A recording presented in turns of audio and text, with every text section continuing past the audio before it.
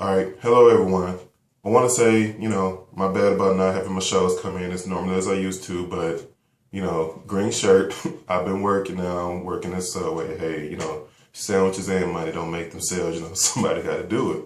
Glad it's me. Anywho, the topic of today's fourth episode of Let's Keep It Real is I Plead Guilty to Love. This topic was given to me by Facebook friend Jamaica, which basically describes a situation where she wanted to know, is it possible to find the one for you, you're Mr. Right, or in God's case, you're Mr. Wrong, while they're in jail or serving jail time, whatever the case may be. Like I said, thank you for today's topic. It's definitely one that's controversial, but, as they say, sometimes you can't help who you fall in love with. The heart wants what the heart wants. I will say this. The first thing you need to know before you take that big risk of falling in love with someone who's in jail or facing jail time is you want to know why they're in jail. Definitely, if you're someone who have kids, you don't want to be dating a guy or a girl who is a convicted sex offender, child rapist, kidnapper. They murdered a child. They raped their own child and made a child. You definitely don't want to fool with anybody in that category. If it's somebody who's in jail for like one DUI and they didn't hurt anyone, they just made a mistake, or somebody who got too many traffic tickets or behind child support. Granted, you may not want to have a child by somebody who has back child support unless there's legit reasons. But, it's nothing hardcore that can be dealt with. Life goes on. But, after you look into all that and they have a legit reason, because don't get me wrong, there are some innocent guys and girls locked up, but 90% of inmates think they're innocent when they know in their heart they did the crime. And maybe they'll get their time shortened one day through the grace of God if they ever just own up to, or man up, or woman up to their crime. Anywho, to my friend Jamaica, I would like to say, it's possible to fall in love with someone in a situation like that, but you have to know what you're getting yourself into. What I mean by that is that, for example, if you fall in love with a guy who's in jail, you've been writing letters back and forth, you really think he's the one and all that, you have to make sure that although you may love him, he may be somebody from your childhood, somebody you went to school with that took a wrong, path after high school, or somebody who just made a mistake, or somebody who just never could get life together. You have to make sure that he is genuinely in love with you, because some inmates will say that they've changed and they'll fall in love with the first person that writes them a letter, basically, because when you're in jail, all you have especially for guys' case, I'll just focus on girls falling in love with men inmates. Especially in a guy's case, all you're surrounded by is men, and unless you're in that life, you don't want to be emotionally or physically attaching yourself to any kind of man. So the first kind of sign of female interaction you can get, you're going to dive head forward into it. So make sure he loves you out of his heart and not out of desperation. And make sure also, sorry about the stumble, make sure also that,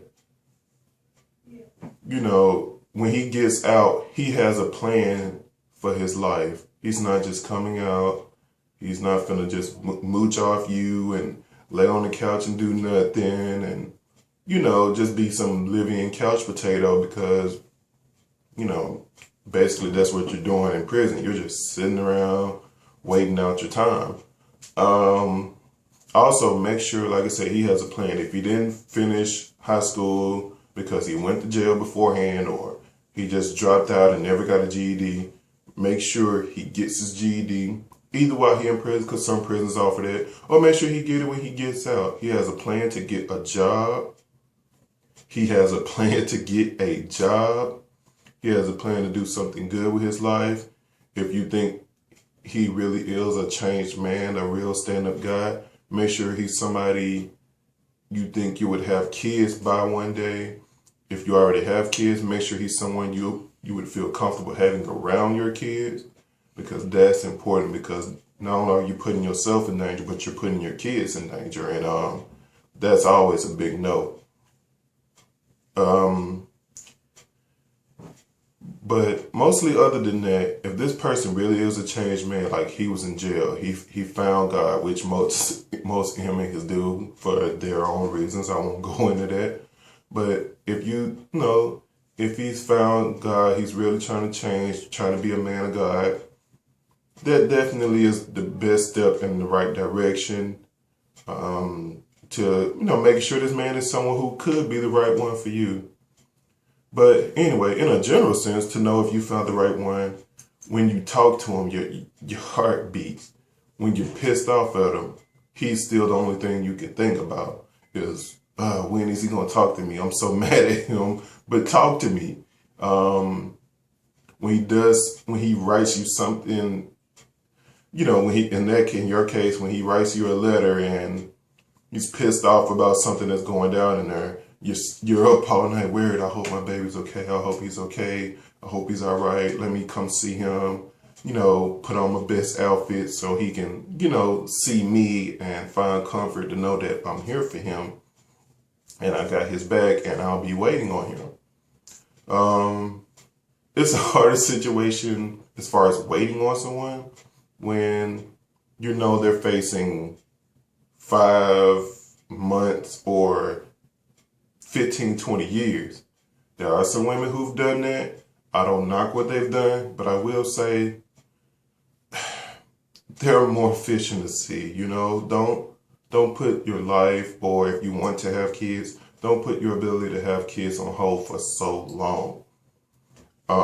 If you are already married or in a relationship prior to him going to jail, that makes it easier to wait. But meeting someone that you may have known or getting to know them better while they're in jail and then trying to wait that long on them may not be fruitful for you, because you're wasting your life and you're in a relationship or you're in a marriage to someone and you'll never truly enjoy your marriage. And by the time they get out of jail, you've passed your prime years where you probably can't have kids. He probably doesn't want kids anymore because at that point in his life, he just wants to, be to himself or be with you and know how to be raising little babies, because you'll need your youth to raise children for the most part. But if this person really has a good heart, good intentions, a man of God, has a plan, make sure he has that. If you have to write it down with him in your letters.